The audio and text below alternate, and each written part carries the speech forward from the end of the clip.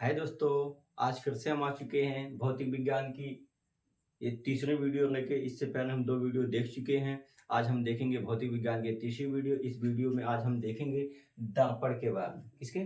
दर्पण के बारे में। ये दर्पण जो आपका है ये कक्षा 10 के बच्चों और कक्षा 12 के बच्चों के लिए बहुत इंपॉर्टेंट टॉपिक है। आज इस टॉपिक को आप ध्यान से देखिएगा शुरू से आखिर तक, जो क्योंकि ये आपकी बहुत इंपॉर्टेंट टॉपिक है। तो यहाँ पे आप देख सकते हैं हमने पुट किया है। क्या किया है? दर्पण। सबसे पहली बात आती है दर्पण कहते किसे? दर्पण को इंग्लिश में कहते हैं मिरर, है ना, शीशा। यानी जो आपके घरों पे शीशा होता है ना, उसी को हम हिंदी में क्या कहते हैं? दर्पण कहते हैं। अब दर्पण को हम जानेंगे, दर्पण होता क्या है, ये कैसे काम करता है, दर्पण कितने प्रकार के होते हैं, इन सभी चीजों को आज जानने की कोशिश करते हैं। तो सबसे पहले हम देखेंगे दर्पण की परिभाषा। ये दर्पण की परिभाषा क्या होती है? दर्पण की परिभाषा कहती क्या है? दर्पण की परिभाषा कहती है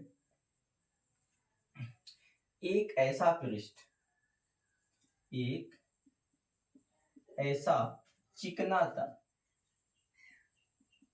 एक ऐसा चिकनाता जिसके एक पृष्ठ पर, जिसके एक पृष्ठ, जिसके एक पृष्ठ पर कलाई करके, कलाई करके दूसरे पृष्ठ को, दूसरे पृष्ठ को क्या कह रहा है? एक ऐसा चिकनाता जिसके एक पृष्ठ पर कलाई करके दूसरे पृष्ठ को परावर्तक, दूसरे पृष्ठ को परावर्तक बना दिया जाए, बना दिया जाए,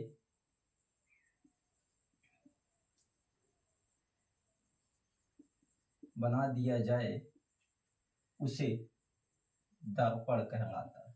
क्या कहलाएगा? दर्पण कहलाता है। देख सकते हो आप क्या कहा गया। दर्पण की परिभाषा क्या कहती है? एक ऐसा चिकना तल, यानी कोई एक ऐसा चिकना वस्तु उठाओ जो दोनों साइड में क्या हो? चिकना हो, बहुत सॉफ्ट हो, यानी चिकना दिखे, जिसके एक पृष्ठ, दो पृष्ठ होती है और दोनों पृष्ठ यानी एक सतह ये हो। जैसे हमने हाथ की बात करी, मान लेते चिकना तल है, तो एक सतह ये हो, एक पृष्ठ ये हो गया, एक पृष्ठ ये हो गया। तो उसकी बात कर रहा है जिसके एक पृष्ठ पर, जिसके एक पृष्ठ पर, जिसके एक पृष्ठ पर कलाई करके, कलाई यानी पेंट कर दिया जाए। जैसे दो पृष्ठ हमने बताया, जैसे मान लेते हैं हाथ हमारा चिकना तंग है, तो इसके दो, एक पृष्ठ ये हो गई, एक पृष्ठ ये, दो पृष्ठ हो गई ना।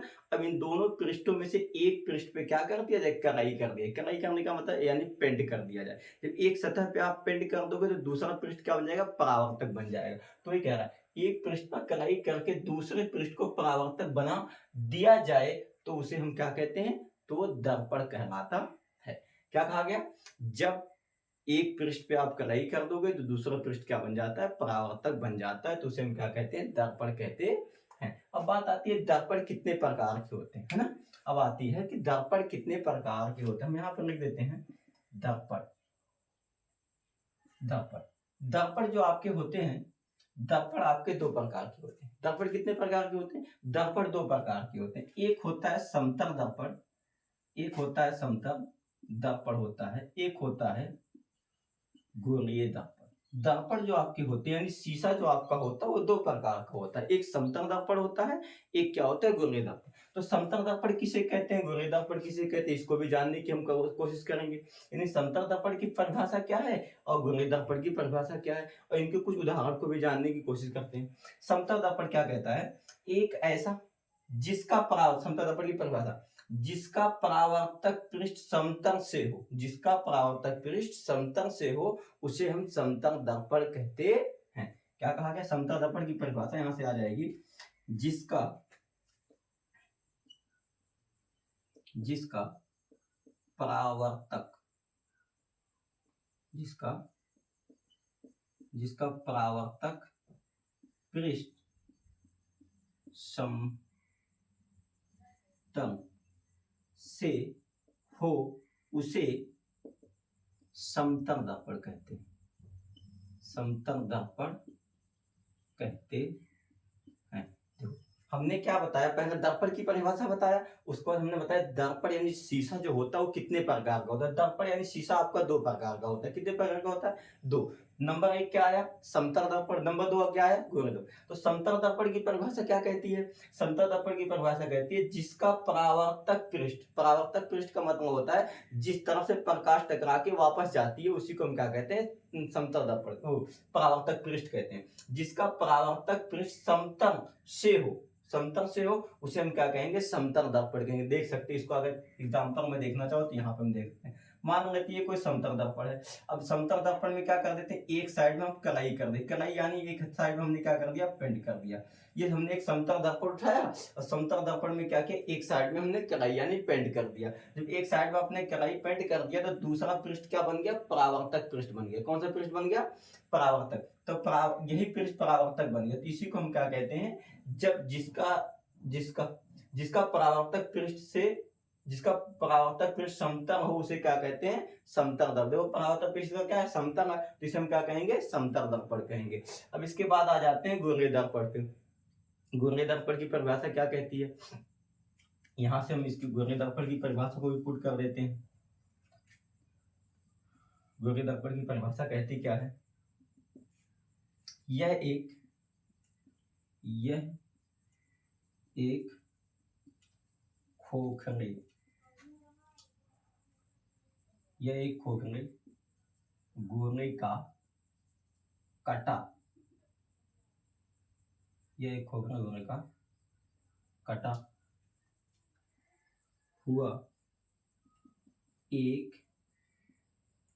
हुआ एक भाग होता है, एक भाग होता है। कह रहा है घूर्णी दर्पण की परिभाषा क्या कह रहा है? यह एक खोखले घूर्णी का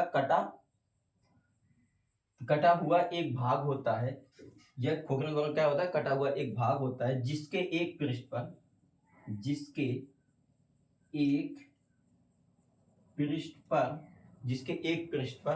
कलाई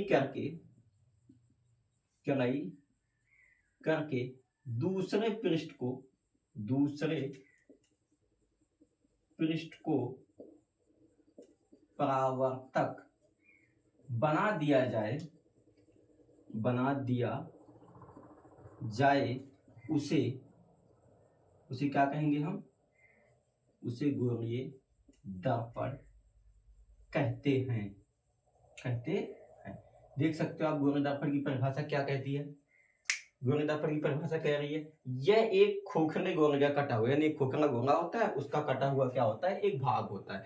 जैसे मान लेते हैं ये कोई वृत्ताकार हमने मान लिया, ये कोई एक हो गया खोखला घूर्णा, इसका कटा हुआ भाग, यानी मान लेते इधर से हमने इसको क्या कर दिया? काट के निकाल दिया। इतना हमने क्या कर दिया? काट के निकाल दिया। तो ये हिस्सा बचा, यहाँ से इसको हमने काट के यहाँ से इतना निकाल दिया, तो ये हिस्सा बचा। तो अब इसके दो पृष्ठ है, एक ये दबा हुआ, एक उभरा हुआ। तो इन दोनों पृष्ठों में से एक पृष्ठ वही का गया, कटा हुआ एक भाग होता है, कटा हुआ एक भाग दिख गया।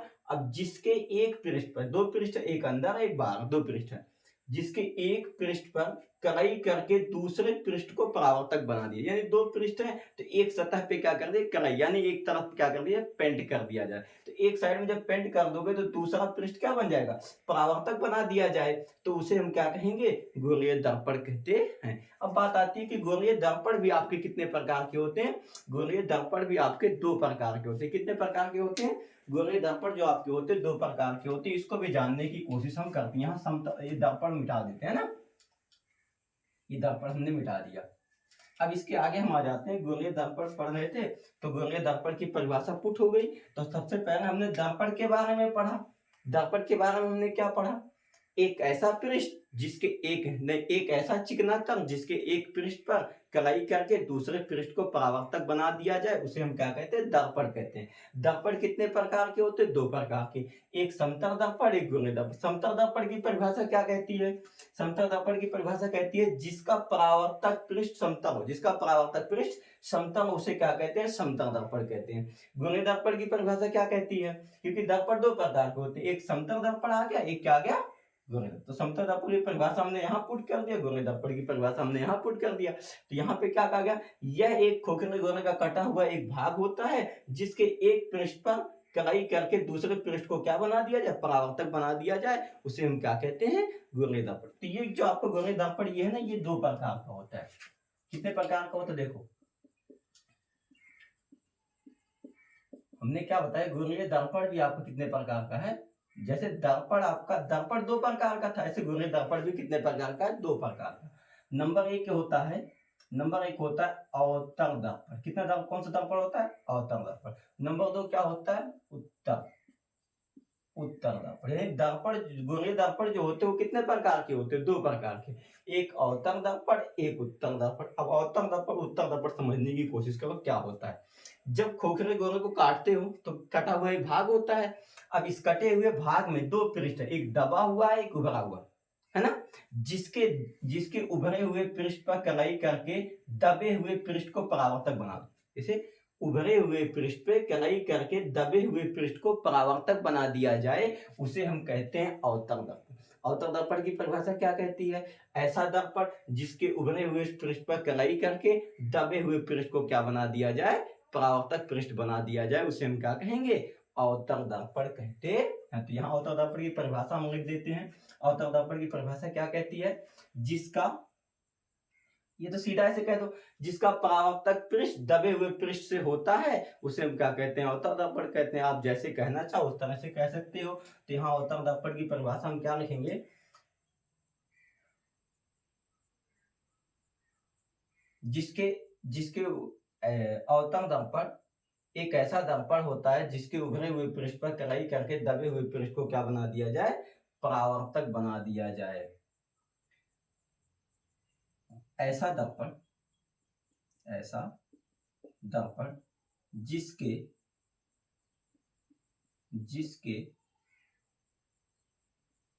उभरे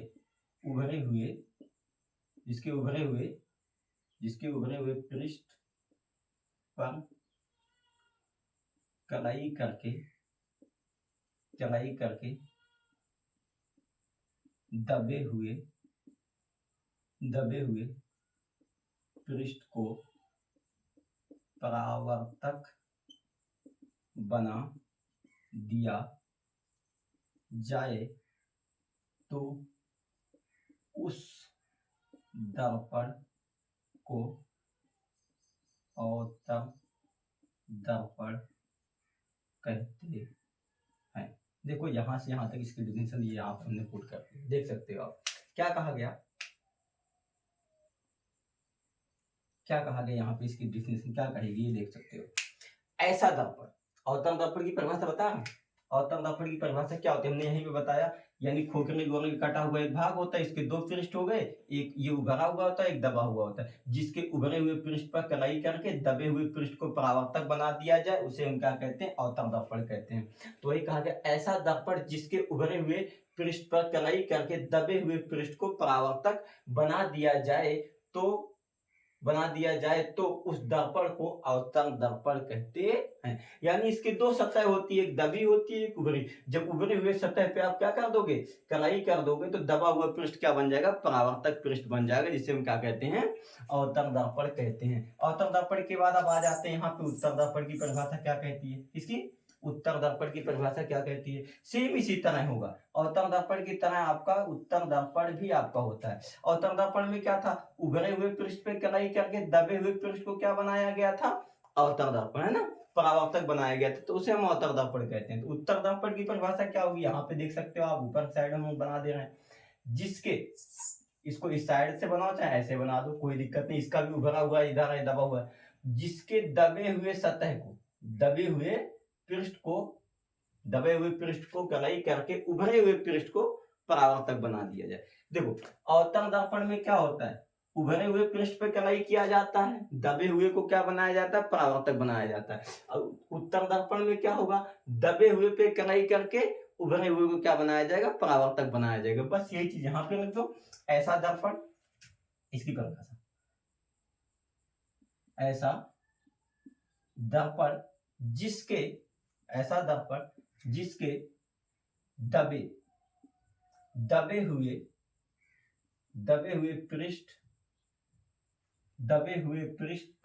दबे हुए पृष्ठ पर कलाई करके, जिसके दबे हुए पृष्ठ पर कलाई करके उभरे हुए पृष्ठ को, उभरे हुए पृष्ठ को परावर्तक बना दिया जाए तो उस दर्पण को उत्तल दर्पण कहते हैं। उत्तल दर्पण कहते हैं। देख सकते हो, हमने इसकी भी डिफिनेशन यहाँ पे क्या कर दिया, पुट कर दिया, देख सकते हो। अब पहले इसको देख लेते हैं, उत्तल दर्पण की परिभाषा। अवतल उत्तल में आपको डाउट खत्म हो जाना चाहिए। ये कहाँ से आया? गोले दर्पण। गोले दर्पण क्या होता है? ये एक खोखले गोले का कटा हुआ एक भाग होता है, जिसके एक पृष्ठ पर कलाई करके दूसरे पृष्ठ को परावर्तक बनाया जाता है, उसे हम क्या कहते हैं? गोले दर्पण। अब गोले दर्पण कितने प्रकार के? 2 प्रकार के। नंबर 1 आपका क्या था? अवतल। नंबर 2 क्या था? उत्तल। तो अवतल दर्पण की परिभाषा क्या है? जिसके उभरे हुए पृष्ठ पर कलाई करके दबे हुए पृष्ठ को परावर्तक बना दिया जाए। परावर्तक का मतलब ये हुआ, अब इस पे जब कोई प्रकाश की किरण जाएगी ना, तो टकरा के क्या हो जाएगी? वापस आ जाएगी। इधर से मानो कोई प्रकाश की किरण जा रही है, तो टकरा के क्या हो जाए? इधर वापस हो जाए। तो यही, इसी को हम क्या कहते हैं? उभरा हुआ पृष्ठ कहते हैं। तो अब यहाँ पे अवतल दर्पण की परिभाषा हो गई। उत्तल दर्पण की परिभाषा क्या है? जिसके दबे हुए पृष्ठ पर कलाई करके उभरे हुए पृष्ठ को क्या बना दिया जाए? परावर्तक बना दिया जाए, उसे हम क्या कहते हैं? उत्तल दर्पण कहते हैं। कलाई का मतलब होता है पेंट करना, पॉलिश करना, है ना, वो चीज होती है। तो ये आपके कुछ पॉइंट थे, हो गए। अब यहाँ से हम एक पॉइंट को और देखेंगे। समतल दर्पण की कुछ विशेषता होती है। समतल दर्पण की कुछ विशेषता होती है। समतल दर्पण की विशेषता क्या होती है, उसको हम यहाँ पे जानने की कोशिश करते हैं। समतल दर्पण की विशेषता को जानना बहुत आवश्यक है आपको। यानी समतल दर्पण के कुछ गुण होते हैं। यहाँ पे हम इसको मिटा दे रहे हैं। अब इसके आगे देखो, समतल दर्पण के कुछ गुण होते हैं, देख सकते हो। क्या हम पढ़ने जा रहे हैं? समतल दर्पण पढ़ने जा रहे हैं ना। समतल दर्पण की क्या गुण को, समतल दर्पण के गुणों को हम पढ़ेंगे। यानी समतल दर्पण के गुण क्या कहते हैं। एक हम समतल दर्पण बना लेते हैं। समतल दर्पण की परिभाषा क्या है? जिसका परावर्तक पृष्ठ समतल, जिसका परावर्तक पृष्ठ समतल, उसे क्या कहते हैं? समतल दर्पण कहते हैं। समतल दर्पण की विशेषता क्या है? विशेषता को चाहे गुण को बातें की, यानी उसकी कुछ विशेषता होती है, उसके क्या क्या पॉइंट होते हैं, उनको जानना जरूरी हमको ये होता है। समतल दर्पण की पहली विशेषता ये होती है कि समतल दर्पण द्वारा जो प्रतिबिंब बनता है, प्रतिबिंब यानी जो इमेज, यानी जो आपका फोटो बनता है, वो हमेशा क्या होता है? आभासी होता है। क्या होता है? समतल दर्पण द्वारा बना प्रतिबिंब सदैव क्या होता है? आभासी होता है। तो यहाँ पे पहला पॉइंट हम पुट कर देते हैं। समतल दर्पण का पहला पॉइंट क्या कह रहा है? लिख दो, समतल दर्पण द्वारा बना प्रतिबिंब, समतल दर्पण द्वारा बना प्रतिबिंब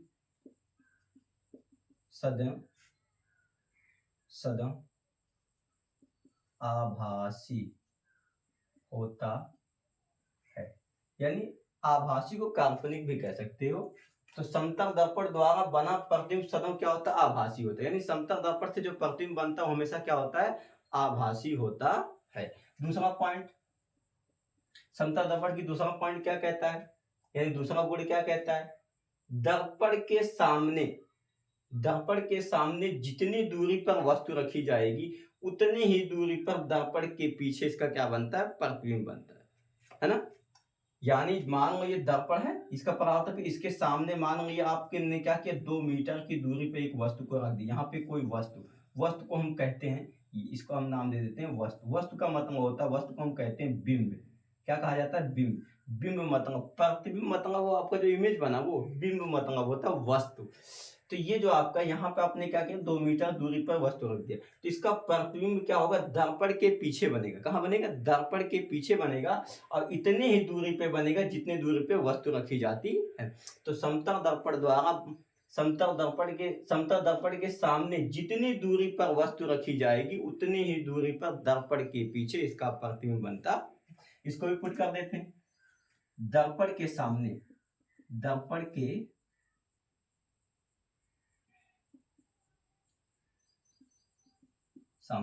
के सामने जितनी दूरी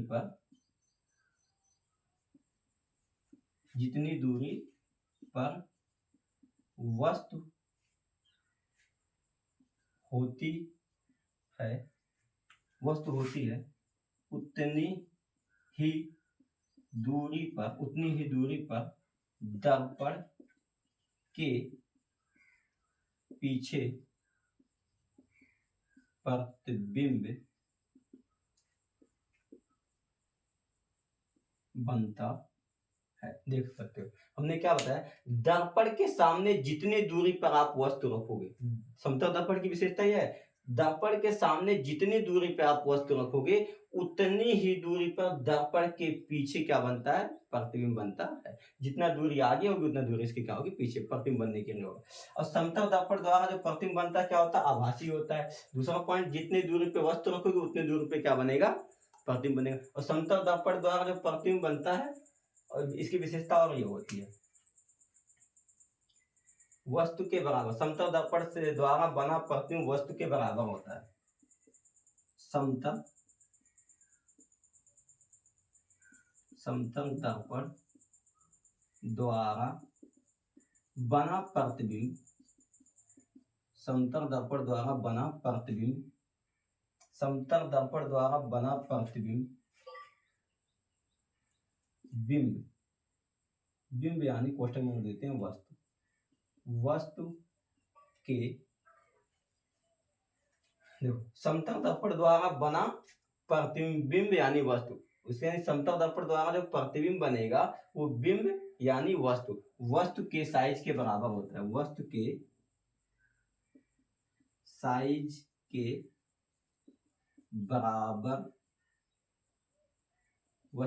के बराबर होता है। यानी समतल दर्पण के सामने जितनी बड़ी वस्तु रखी जाएगी उतना बड़ा क्या बनेगा, इसका प्रतिबिंब बनता है। और समतल दर्पण द्वारा जो प्रतिबिंब बनता है वो हमेशा क्या बनता है, दर्पण के पीछे बनता है। समतल दर्पण से प्रतिबिंब कहाँ बनता है, दर्पण के पीछे। इसको पॉइंट को आप क्या कर सकते हो, इसके कुछ पॉइंट है, इस पॉइंट को क्या कर सकते हो, लिख सकते हो। आप देख सकते हो हमने समतल दर्पण की कुछ विशेषता को बताया। यानी पहला विशेषता क्या कह रही है, समतल दर्पण द्वारा जो प्रतिबिंब बनता है सदैव क्या होता है, आभासी या काल्पनिक। आभासी हो चाहे काल्पनिक हो, बातिक काल्पनिक होता है। समतल दर्पण के सामने जितनी दूरी पे वस्तु रखी जाती है उतनी दूरी पे क्या बनता है, उसका प्रतिबिंब। यानी जितनी दूरी पे वस्तु रखोगे उतनी ही दूरी पे दर्पण के पीछे क्या बनेगा, इसका प्रतिबिंब बनेगा। उसके बाद आ जाते हैं समतल दर्पण द्वारा बना प्रतिबिंब। समतल दर्पण द्वारा जो प्रतिबिंब बनेगा, जो इमेज बनेगी, जो फोटो आपका बनेगा, वो बिंब यानी वस्तु के साइज के बराबर है। जितने बड़ा वस्तु होगा उतना बड़ा क्या बनेगा, इसका प्रतिबिंब बनेगा। यहाँ पे आज हम देख सकते हैं, आज हमने दर्पण के 3 टॉपिक उठाए, तीनों टॉपिक को हमने यहाँ पे क्या किया, समाप्त किया। अब इसके आगे हम देखेंगे दर्पण द्वारा प्रतिबिंबों का बनना। पहले हम देखेंगे दर्पण द्वारा प्रतिबिंब बनने के नियम देखेंगे। नियम के बाद देखेंगे दर्पण द्वारा प्रतिबिंब बनता कैसे है। ये टॉपिक जो इसके आगे जो वीडियो आएगी वो बहुत ही इंपॉर्टेंट होने वाला है। उस वीडियो को आप बहुत ध्यान से देखिएगा, उसको आप इंतजार कीजिए, नेक्स्ट वीडियो आपकी वही होगी।